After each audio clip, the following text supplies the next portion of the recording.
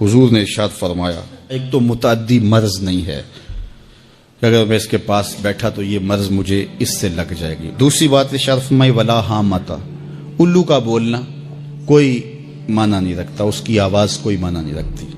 تیسری بات فرمائی اور نہ ہی ستاروں کی کوئی تاثیر ہے کہ فلاں ستارے کا یہ اثر ہے. اقبال کہتا ہے یہ ستارے میری قسمت پر کیسے اثر انداز ہوں گے جو خود افلاک میں زار و زبوں گھوم رہے ہیں. وہ بعض کہتے ہیں ہاتھ کی لکیریں کام کرتی ہیں، جی یہ تیری ہاتھ میں فلاں چیز کی لکیر ہی نہیں ہے، فلاں کی لکیر ہے. وہ بیٹھے ہوتے ہیں نا فٹ پاتھ کے اوپر پروفیسر بابا جو قسمت کا حال بتاتے ہیں اور 10 روپے لیتے ہیں، تو وہ بتا رہے ہوتے ہیں تیری قسمت میں یہ ہے، تیری قسمت میں یہ ہے، تیری قسمت میں یہ ہے. وہ کسی نے کہا قسمت تو ان کی بھی ہوتی ہے جن کے ہاتھ بھی نہیں ہوتے. تو یہ لکیروں میں قسمت کو تلاش نہیں کیا جا سکتا. جب بچہ شکم مادر میں 120 دن کا ہوتا ہے، صحیح حدیث میں آتا ہے، فرشتہ اس کی عمر بھی لکھ جاتا ہے، اس کا رزق بھی لکھ جاتا ہے، اس کا شقی و سعید بھی ہونا لکھ جاتا ہے. لکھ دیا گیا، قلم اٹھا لیے گئے اور صحیفے خشک ہو گئے. اب کوئی نہیں لکھا جائے گا. تو جو شکم مادر میں لکھا گیا. اور چوتھی بات اللہ کے محبوب نے فرمایا کہ سفر کچھ نہیں ہے. یعنی کچھ لوگ کہتے ہیں یہ جو سفر کا مہینہ ہے یہ بہت ہی سخت مہینہ ہوتا ہے اور ان دنوں کے اندر سفر نہیں کرنا چاہیے، ان دنوں کے اندر شادی نہیں کرنی چاہیے. ان دنوں کے اندر اگر شادی کی جائے تو وہ شادی کامیاب نہیں ہوتی، اس لیے کہ یہ مہینہ منحوس ہے. میں آپ کو بتاتا ہوں کہ اس سفر کے مہینے میں سیدنا علی کی شادی حضرت سیدہ فاطمہ سے ہوئی ہے. بتاؤ اس سے کامیاب کوئی شادی ہو سکتی ہے؟ کوئی کہتے ہیں جی اس مہینے میں اگر شادی ہو تو اولاد نہیں ہوتی. حضرت علی اور سیدہ فاطمہ کی شادی ہوئی ہے، حسن اور حسین پیدا ہوئے ہیں. ایسے کوئی بیٹے تو لاؤ زمانے میں. حضرت زینب رضی اللہ تعالی عنہا اور حضور کی شادی ماہ صفر المظفر میں ہوئی ہے.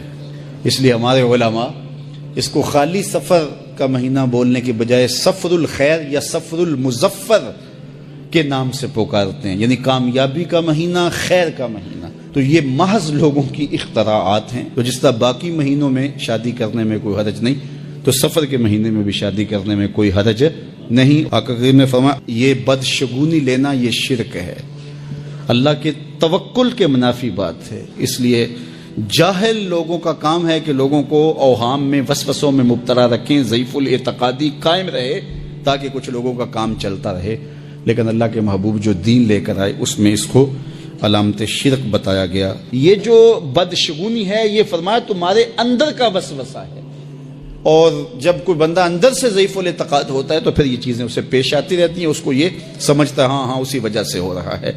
تو یہ چیزیں انسان کی زندگی پر بہت زیادہ اثر انداز ہوتی. اللہ مجھے آپ کو اپنی رحمتوں کے حساب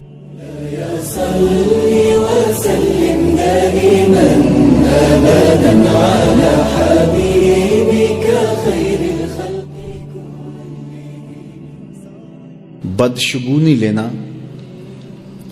یہ بہت سارے معاشروں میں اور تہذیبوں میں مروج تھا اور اب بھی مروج ہے، لیکن اسلام نے اس کی نفی کی ہے.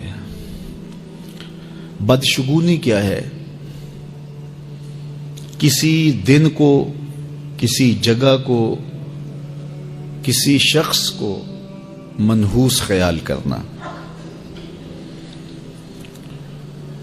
بعض لوگ جانوروں کے بولنے سے بدشگونی لیتے ہیں کہ الو بول پڑا ہے تو یہ کام ہم نے نہیں کرنا، بلی نے راستہ کاٹ دیا ہے تو یہ کام ہم نے نہیں کرنا.